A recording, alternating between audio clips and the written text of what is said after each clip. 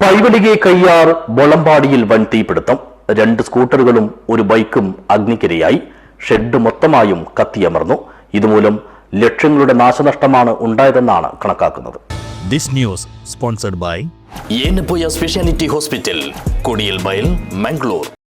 കിളകിരമനെ പ്രകാശറയുടെ വീടിന് സമീപത്തെ ഷെഡിനാണ് ആദ്യം തീപിടിച്ചത്.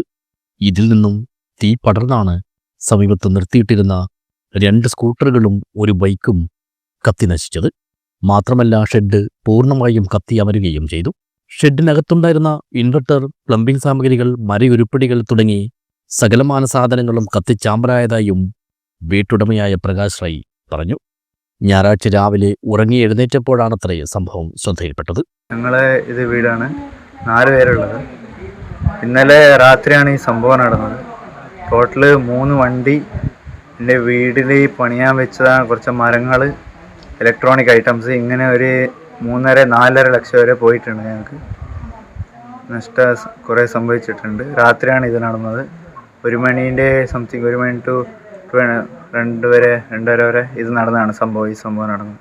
വീട്ടുകാർ വിവരം അറിയിച്ചതിനെ തുടർന്ന് വില്ലേജ് അധികാരികൾ സ്ഥലത്തെത്തി നാശനഷ്ടങ്ങളും സ്ഥിതിഗതികളും വിലയിരുത്തി. പിന്നാലെ കുമ്പള പോലീസും വന്ന് പ്രാഥമിക പരിശോധനകൾ നടത്തി. ഷോർട്ട് സർക്യൂട്ടാണ് അഗ്നിബാധയ്ക്ക് കാരണമായതെന്നാണ് സംശയിക്കുന്നത്. News bureau, Uppala.